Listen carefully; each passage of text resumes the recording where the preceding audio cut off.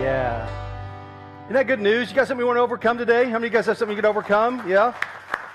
Hold up the number of things. Just start counting right now. Let's go through. Think of things today that you would like to overcome and start counting. Just count them up. And seriously, go through in your mind. I want you to do a mental inventory right now. Start counting. And then once you get your count, I want you to hold up your number. And you may have to blink some numbers at me. I tell you, some days, man, it's crazy. It's crazy, isn't it? And we come in here, we have things to overcome and things that we want to get through. And the great news is that we're taught in Scripture that because of Christ we can overcome, and it's Him and us working that allows us to overcome, and that is fantastic news. And if you have something in your life you need to overcome today, you're in the right spot. I promise it's true for me. I have things I need to overcome. I bet you do too. As a matter of fact, sometimes I'm very distracted, and there's just a lot that happens in life, and between this weekend, some things happen in our personal lives and whatnot, and if I focus just on that, I would lose my mind. You know what I'm saying? Sometimes you come to a place like, man, I'm just going to go nuts. And if you just focus on the stuff that's making you crazy, you will lose your mind. You'll absolutely go crazy. And the more transition you face in life, the harder life hits you sometimes, the harder it is to stay oriented to what's happening. And so I've got my friend Cara here, and we're going to talk in just a minute. So hold on, let me set this message up, and then you and I are going to chat for just a second. So why don't you have a seat right here? You take my seat for just a second, and let me set this up, and then you know what? I think that kind of answers a lot of questions I've had about you. Does it? I think I understand some things now that I didn't understand before. I'm very confusing now. But you are kind of you are an enigma wrapped in like bacon or something. I don't know. Exactly. So, that's good. Anyway, when change happens, when you ladies come on. When change happens in life and it hits us really fast, it disorients us. And sometimes when you come upon a person that's been in an accident, like if you were out driving down the interstate and you run into somebody, you don't run into them, but you go past them and maybe they've had an accident and they're off on the side of the road, and you got to figure out, well, how are they doing? And what you're looking for there, in terms of a first responder, is you're looking for kind of their orientation, and it's awake and alert times something, and it could be alert and oriented times 0, alert and oriented times 1, alert and oriented times 2, alert and oriented times 3, or times 4. Now, any of you guys have training in this stuff? Anybody ever look at this? Some of you do. And so this idea is you're looking for how aware is the person of what's going on in their life and what's just happened to them. Alert and oriented times 4. Okay? The person knows the person, place, time, and event. They know who they are. They know where they are. They know what time it is, at least roughly. They're kind of like, well, it's, the morning, and they know what's happening. They're at worship, and that's good. Alert and oriented times 3, the person knows the person, place, and time, but not the event. They know who they are, but they're not aware of what's really happening around them. And then the person, alert and oriented times 2, the person knows person, place, but not the time and the event. Alert and oriented times 1, the person knows the person, but not place, not the time and the event. And times 0, the person is awake and alert, but is totally disoriented. They have no connection to anything outside of just they're awake and nothing else is happening. The bigger the change, the more rapid the change, the bigger the event, the more disorienting the event is. And the harder it is to come back to reality. And in those times, when there's rapid change, we can get lost. Today we're in the Selfie Series, and in today's message, the concept is selfie gets lost. And sometimes when you go through rapid change and things are happening in your life, you can become confused and you can become alert and oriented times 0. Like I really don't know what's happening. I don't know what to do next. And I'm not talking about a lost in the sense of like Jesus doesn't love you and you're theologically lost. That's not what I'm talking about today. I'm talking about a lost like in our spirit, in our soul, we can lose our way. And maybe you've been through that sort of thing in your life. I know that it can be really tough. Today we're really zeroing in on our women and going to really have a day today that's for you, for our women. Men, it doesn't mean you're off the hook. It just means that you need to listen in. And we're going to have some women share from their hearts about what it is to be reoriented and to find your way in the middle of being lost sometimes, especially when there's been a lot of transition. Now, Cara is my friend. Come on up here, Cara. And she works with Crossroads Crisis Pregnancy Center. Now, in some ways, a crisis pregnancy is like one of these events. A young lady can become very disoriented, very lost in this. So why don't you take off on that for just a second and then tell us about the ministry. Anybody in general tends to not be able to think rationally or make rational decisions in a crisis, any type of crisis. But certainly an unplanned pregnancy of any kind, no matter what the age, can be perceived as a crisis to that person. So I'm very excited to be involved with Crossroads Pregnancy Resource Center here in LaGrange. We have actually, in January we'll be open 2 years, and we've grown so much and are seeing so many clients from Oldham, Henry, and Trimble County that we are already in the process of looking for a new facility. So it's awesome that they're coming, but there's a lot of people coming. Mm-hmm. There's a lot of need. Yeah. And when those young ladies come in, are they a little bit lost sometimes about what to do? For sure. They're completely lost and confused. And I mean, some of them are even coming in thinking that we're a facility that will maybe even do an abortion or we're, that type of clinic. And they're at least getting the opportunity to get all the information and all the options.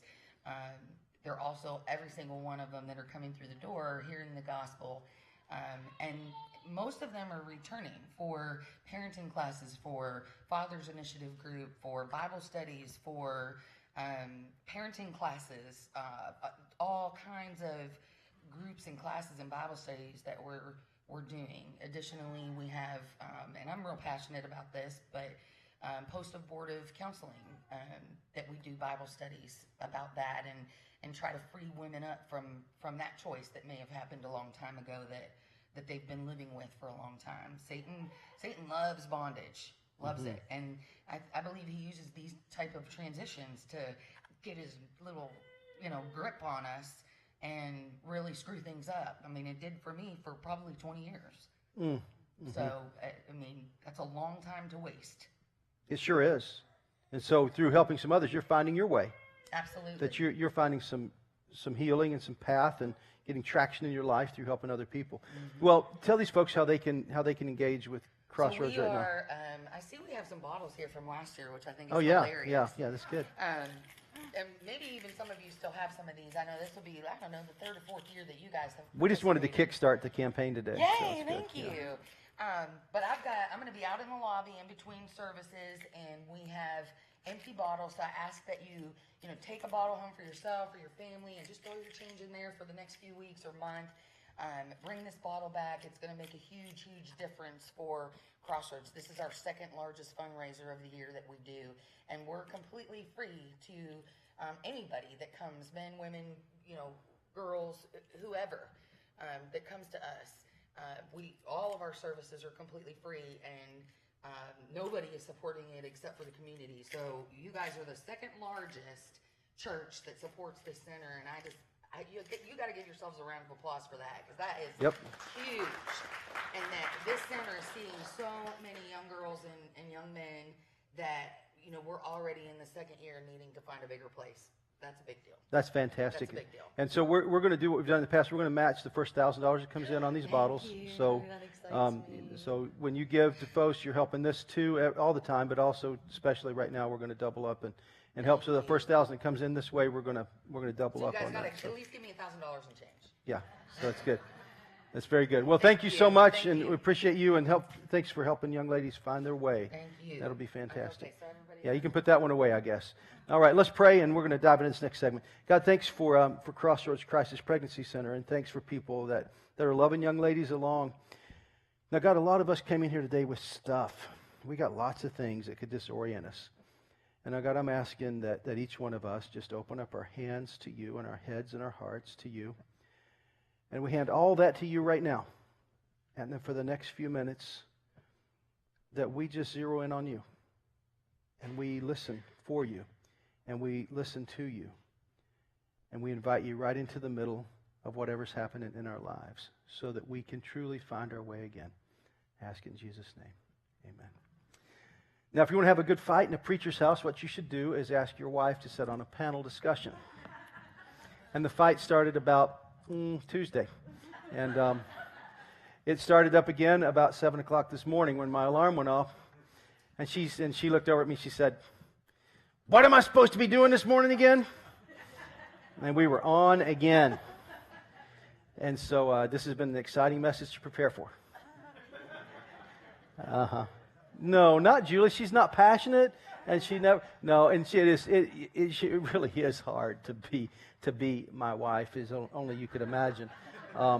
Meredith is like, amen. She's not my wife, but she's worked with me long enough that she understands. And so poor Julie. But it's been fun to prepare for this, and I'm really excited to have you guys up here today and do a little Dr. Phil, Oprah, something kind of thing. No, that's not what we're doing. Jerry Springer, you wait until I rip my shirt off and the fight breaks out in just a minute. There's going to be some good stuff happening up in here. You're going to be glad you came to worship today because you never seen nothing like this coming on. The only thing to make it more complete is we whipped out some snakes on you in a few minutes. It'd be good. Woohoo! Maybe we have a healing service in here in a minute. So ladies, introduce yourselves. Tell us who you are, and then I'll come back and we'll dive into this. I'm Julie Fuson, married to Jeff, I've got 3 children. As far as transitions in my life, I have them at very different places. So we have a 25-year-old that just on Friday. Then we have a 17-year-old son that's about ready to graduate, and then a 6th grader. So, lots of transitions along the way through our life as well as being a pastor's wife. Mm-hmm.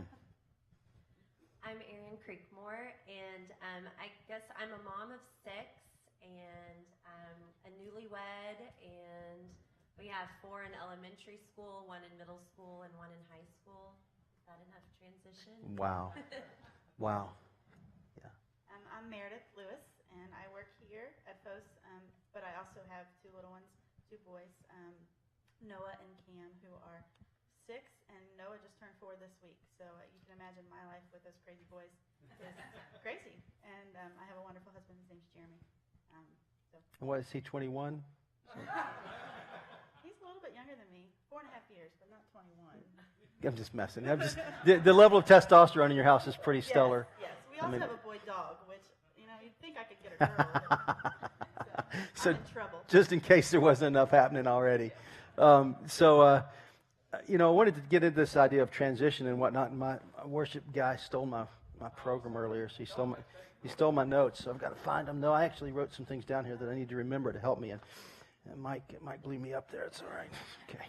So we're going to begin to work through this sermon note card if you want to follow along a little bit and talk through some of these ideas. But, I was talking a minute ago about this idea about being disoriented because of transition or because of change.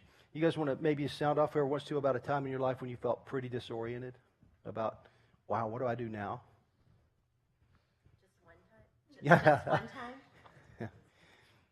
I think for me, the biggest disoriented time of my life would have been when I was the mother of 4. My youngest was 4 months old. I was suddenly in the middle of a divorce, and I was in graduate school. It was my 2nd year. I was unemployed. Well, actually, I was employed for a few weeks, but I had to quit my job because it was 3rd shift, and I couldn't be a single mother and work a 3rd shift job and go to school. So I think that qualifies as fairly disorienting. That hits you pretty hard. There was another time where I fell off the swing set and got kind of disoriented. Yeah. But I'm going to put that one ahead. Yeah, I think so. Either. Well, I said in the beginning 3 children, but the first thing that popped in my mind was actually a crisis. Was probably when my little sister had her first baby, was actually getting to deliver her first baby, and she lost that baby at delivery. And so I thought of that because, transition happens oftentimes when we are not prepared for what life brings to us. And so when that is brought to us, I guess we have to decide how are we going to handle that transition. And I just know that at that point in my life, who I had was God, because it didn't make sense. But I knew that, you know what, God was going to get us through it. So I don't know. I don't mean to be emotional, but this is what the thought that came into my head. For me, I went from being within the span of about let's just say about 16 months, I went from being a single, like all I thought about was myself, to married, bought a new house. Both Jeremy and I changed jobs, and then I found out I was pregnant. So 9 months later, I had a baby. We got a dog. Like that whole span of that whole year was like crazy transition for me, because I was just like, here I am. It's just me, and then here I am, and now I have a whole family, and I in a house, and all this financial stuff that I'm dealing with, and I am. And, you know, we started the church. That was the same year we started Phos. So it's just been, that was a roller coaster, and it's kind of been a roller coaster ever since. But wow. Yeah, that's a lot of transition. You know, the common wisdom is when you're disoriented, you should just follow your heart. And I think that, you know, it's just kind of out there in the water. And if this was truly a talk show, what it would come down to is, if I was truly Oprah, or if Cara was Oprah, then at the bottom, at the end of the show, you'll be left with this notion: well, just follow your heart. The challenge with that is that we all have heart disease. And just to simplify today's sermon note card, every blank, the word is heart. Easy today. In the United States, 1 in 4 women dies from heart disease. In fact, coronary heart disease is the most common type of heart disease. It's the number one killer of both men and women in the United States. Now, you know that that's the physical heart, but I would say it's the same for our spiritual heart, for what's inside of us. And we tend to want to navigate by our feelings, or by what we think is right in our own eyes. And I would say this is kind of the beginning of this thought. Just follow your heart is disastrous advice when it comes to your kids, love, and life. And the scriptures go on and says this in Jeremiah 17:9. It says, the heart is deceitful above all things. Matthew 15:19, evil thoughts, murder, adultery, sexual immorality, theft, false witness, and slander come from the heart. And then Proverbs 4:23 says, guard your heart, because it's the spring of life. Now, inside of this, I have an idea, a theory, and the theory is this, is that humans tend to overtrust our heart and undertrust God. So with that kind of as a setup, why don't you all sound off on that in your lives, learning the difference between just follow your heart and listening to God, and how do you sort that out in the middle of busy lives and big transitions? And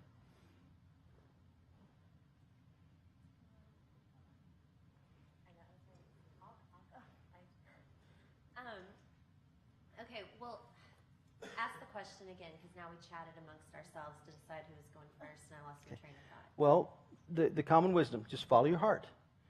Heart's deceitful. But we overtrust our intuition, and we undertrust God. Right. So Okay. how do you do that? How do you shift gears? Well, when you get into crisis, as Cara said, you don't start thinking clearly, and so your anxious brains don't get as much oxygen, and their cortisol starts rushing through our bodies, which is why we get heart disease. And so we're physiologically we're a mess in those times, as well as emotionally. So when we get into those situations, the number one thing we want to do is get relief. And our heart is going to look for, and even our minds, the human is going to look for the easiest, fastest way to get relief. And I think that's why we see a lot of people turn to substances, because, a couple drinks and suddenly you're not so worried about things anymore. We see lots of people rushing into new relationships after the loss of a relationship. Lots of things that, as you talked about in some of the previous sermons, that cause a lot of self-destruction to us. And I think it's very hard to stop and, okay, so then, the alternative then is to trust God. And he doesn't work very fast all the time. And he's not really too concerned about the timeline. I mean, he's got the span of eternity that he's working to work all things according to the good of those who love him. And he will finish us to completion. But it may not be tomorrow. And I think for us, our hearts say, I need to feel better, and I need to feel better yesterday. I think for me, one of the reasons that year was so hard, excuse me, that really spanned over 2 years was so hard, and all that transition is that, like, all my single life, like, I think that those were my dreams, to have a house, to have a husband, to have a baby. Those were all my dreams. And then here I was, and I had a baby, and I had a husband, and I had a house, and life was still crazy. And my dreams were not, what I had in my head was not happening in my home, as far as just, this baby was keeping me up at night. Just the lack of sleep was enough for me to go, wow, all these things that I put in my heart, that's where the desire of my heart. And I thought, one day that's going to fill my heart. Didn't completely. And then it's like, oh, it's because I was looking really for the wrong things. The heart, there's still a hole there because the heart is not filled by my husband or my children. The heart is ultimately filled by him. And if I can't trust him and lean on him and find myself in those moments relying on him versus myself, then or my husband or my kids, then what I think life is supposed to be is not going to be. I got you. And I will sound off on the finding your perspective in God's perspective, because so many times us as women, we are emotional creatures. We are in our society, women are we're physical. I mean, the physical appearance has so many people look to us that way. But like Meredith said, really our center of who we are needs to come from God. And so many times I think when we look outside of that, we play the comparison game. We think, well, that mother over there or that woman has got it all together.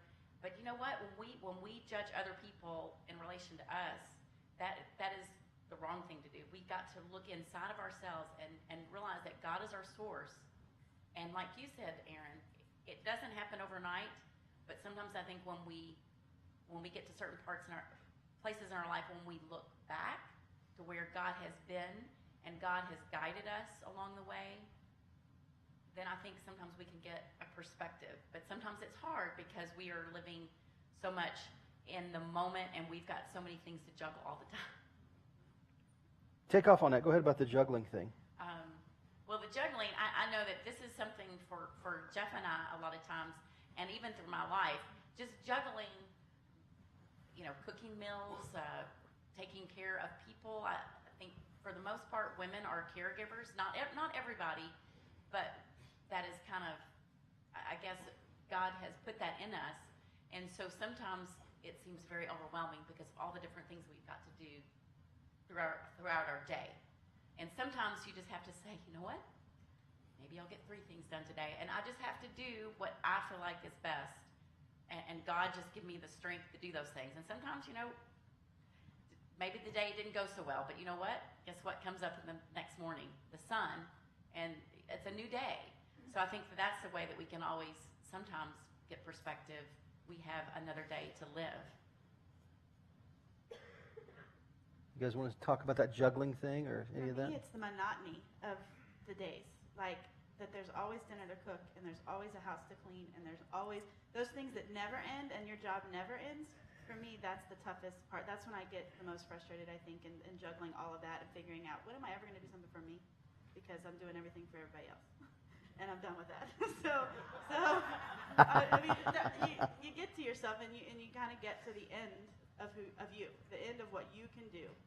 And then there's only room, and I think that God uses those moments as a blessing for us, that we can get to the end of ourselves so that we can rely, so that we can fill it with him, because really he's the ultimate. I mean, he's the only way that's going to happen. But it's ugly sometimes. It's not, and it's not easy to find time for that, because you feel like, if I'm not reading my Bible for an hour a day, I'm in trouble. Like that, it's not easy to find those times, and that's not true, because I'm lucky sometimes to get in a minute prayer because of all the craziness and all the juggling and everything that's happening. So don't put that on yourselves that, sometimes we put so much guilt on ourselves that, I'm supposed to rely on God, yeah, but he's not, the answer is not immediate, and I don't have time, and I can't do it. And if I'm not doing it for an hour a day, then I'm not doing it at all, because it's just not, I just can't. Let's talk about that for a second. This is important. You and I have worked together now for how many years? It's been a long time. Oh, 12 now. Wow, you're older than you've ever been. Yeah. Yeah. And so, yeah, and I'm way older than she's ever been. But she's catching up. You know, the notion, because I've got to watch you from single, like you talked about, carefree, and although in that moment in your life you were incredibly busy with your friends in our church, and you had a lot of social connections, you had a very busy life, and yet I know that you had a deep devotional life with God, deep Bible studies, and lots of journals, and lots of just wow moments with God. You were in a really good space in your life, and then 16 months in, wow. So talk to us a minute about how you've learned to connect to God in spite of that transition. One way is, I think, other people who are in the same state of mind as I am, being with other women who love Jesus and who are going through some of the same things. They help you connect to God, for sure. Just talking and talking about where you are in life, because they can help you put perspective on things. That's one way, but that's an outside way. An inside way, just finding the little moments, just the small times with God, that just wherever you can, like Post-it notes and things like that you can put up in the house or whatever, that just will remind you of those things that, that in the busyness of craziness of going on, you can always get a glimpse of who God is, and see Him in your day. And I'll be honest, I haven't been good at it. Really the first couple of years of having Cam, it was probably the farthest I've ever been away from God, because it's just hard. There's no other way to express it. Their baby just needs you, and it's hard. And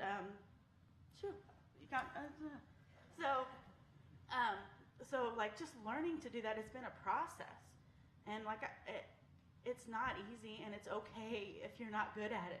I think that's giving myself some grace, I think, is the first thing. It's why I titled what we're doing this afternoon, The Afternoon of Grace, because I felt like women just need to give themselves a little more grace sometimes and realize that it's okay, and we don't have to do everything. We don't have to put it all on ourselves all the time. And I let this weigh on me a lot, just the guilt of not necessarily spending all the time that I needed to spend in the Bible, or not, and then I just kind of woke up, and I was like, just relief a little bit, and just this freedom that comes from the grace that God gives you, and understanding and recognizing it, so that you can then go about your day. And I'm telling you what, I blew up on my kids last week. It's not, and I was not. I was just no. I was not a picture of who God is to them. I wasn't. But that's okay. And I know that I'm learning, and it's a learning process. And for every one of us, it's a learning process. So I'm just inch by inch by inch growing a little closer to Him every day. And that's all you got to do. In the middle of a busy life, you're growing closer to Him every day. And I think that grace thing is real important, to back off. I don't know if you carry around this image in your heart or your mind that the only way to connect to God is through 3 or 4 hours of prayer every day. And I know there's these, there are people in history, in our Christian history that you may have heard of, saints and whatnot, who would get up at 3 in the morning and pray for 4 hours. And I ran into something yesterday, a person writing about that said, hey, listen, you got to remember sometimes about the space, and that when those people were doing some of those things, they had like oil lamps and stuff. So like you go to bed when the sun goes down, and in the winter, what time does the sun go down around here? Huh? Not long after you go to bed. How many hours can you sleep? At some point you're getting up. Now I'm not making excuses, but I am saying let's deal with some realities of real life. That you transition and you say, okay, I still want to pray, but you may not be getting up at 3 or 4 in the morning and praying for 3 or 4 hours. Now, if you are, come see me and teach me what you're doing. Okay? But it's just not reality for most of us. We need to deal with real stuff for real people. How can you really connect with God in the middle of very busy, hectic lives? How do you do it? You guys want to spin off on that? Well, I was thinking, there are times in your life where that happens. Maybe not the 3 or 4 hour piece, but where you find yourself so on fire that God's touched your heart and He's teaching you something, and you find that every time you turn on the radio or pick up a magazine, it's everywhere you walk into church, and in those moments, I often think it's that planting harvesting principle, that he's planting this in your heart, and you're going to keep it and you're going to store it, and then there's going to be a time where you're going to need to live off your stores. And certainly the transitions of life do that to us. And I know that for years I just said I'm living off the fat of the time and the opportunity I had with God years ago, because every prayer and every interaction with him that I had was crisis-based. Help me get back to the kids in time. Help me figure out how to pay for my groceries. Help me, help me, help me. It was a very needy, me-centered time of my life. And then lots of, long prayers of thanks. No, it's like, hey, thanks. Now we have another problem. So, but it was that time that I had. And so I think when you get those seasons where you're getting a little more time, that rather than think that that's the way it should be forever, really appreciate it and take note of it, because it's going to be useful for you again at another time. That's well said. I've never thought of it that way, but I've experienced the same sort of thing where there's some rich seasons that just be able to feast, and it's awesome. I love that, and I wish my life was like that every moment of every day. But the realities of life for me aren't that way. I learn to connect with him as I go, but I love that idea of storing it up and then using it up. You want to sound off on that at all? You don't have to, but well, connecting as you go, and that's where sometimes, yes, you can reflect back on when God has been more real to you, and look back on those experiences, but know that, you know what, we have those days, tomorrow, that we just have to pray that God, let me still have those experiences, no matter what's going on in my life at that time. So let's talk about this for a second. How have you found that you can find space for God? What do you do, practical, real stuff in the middle of your lives? All three of you are very busy with all that you've got going on, but how do you connect, really? That might help other people. What do you do? Well, something that's very dear and near to my heart, and I think it's a passion that I have, is just music. It always has been since I was very little. I grew up in a church with my dad being a pastor, and I don't know, music was, I loved singing, and I loved just the emotions that it stirs within me. So I think God uses some of those things that we're passionate about. So for me, a lot of times music, particularly, when, I do help Mike some with picking out songs, but just the music speaks to me. There is scripture that's buried in music that is so instrumental to me a lot of times. I might be listening to a song and I hear a promise of God in that song to me. And I feel like that God is speaking to me through the music. And so for me, when I create space, or maybe it's just going for a walk, taking 20 minutes, 30 minutes, just going for a walk and allowing myself just to decompress and listen to music and be there with God at that point. So, but I just say that because that's something that's individually to me that helps sometimes to get perspective. I even, certain lyrics and even secular songs, there is a song, and I know it's was from the Disney movie Let It Go, but there is a certain, that within that song, there are certain things of just lyrics that are so true about, about women. Let it go. Just let it go sometimes. Let it go. Let God fill you, but just stop trying to be the most perfect person you can be, and just let God be in you. And you know what? We're not perfect, are we? We're human. So we make mistakes. And but there was one line in there that says, when you get away from distance, and I mean perspective, a lot of times when you meet different people and hear their stories, it kind of gives you a new perspective on your life, and say, you know what? My life is not so bad sometimes. And enjoy what I have and see a different perspective. Does that make sense? Mm-hmm. So, what's one of the things I used to do to you that made you really mad? When the boys would, Evelyn wasn't such a messy, but the boys, I only made her mad one time. Okay, but But when especially the boys would leave disasters in a room. It would be unbelievable. Like, really, you marked on the walls, and your G.I. Joes are everywhere, and your toys and your guns, and you made a fort in the room, and it's all there, and it's disaster area. And then you would be upset. Overwhelmed. And then what did I say to you? It made you so mad every time. Well, he would often say to me, Julie, it's not going to be this way forever. And someday you're going to look back at this. Someday I'll look back and there won't be any writing on the wall. So, sorry. but it's true. Time is short, and we live on a life that is short. And I think the older we get, we realize how short it is. So, just thank God that you have those moments, even though when you're going through them, try to get outside the perspective. So yes, he will say that to me, those times to kind of refocus me. Notice how he said, tell them about a time when I made you mad, but it was a really awesome way to shine. I just want us to all realize that. It was good, Jeff. Way to go. For me, I think just having key scriptures that above all else guard your heart, for it is the wellspring of life. A little different version, but that has been a huge one for me my entire life.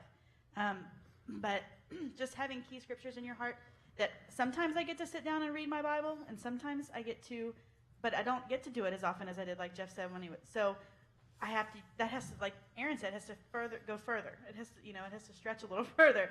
So, but if I have that arsenal in my head of those scriptures, and I've memorized some things that I have in my heart, then when I'm in those moments, those day moments, that even though that writing on the wall is not going to be there 10 years from now, it's there right now, and it's there, and you've got to clean it up for the 15th time. So you've got to have a response in that moment. You cannot, and I'll be honest with you, my children are so crazy, just like all of yours, that probably my good moments are less than my bad moments. But we're working on it. And in those moments, if I can just put that, those scriptures in your head to pop up, or just the peace instead of anger, a peace that only God can fill and only God can give you.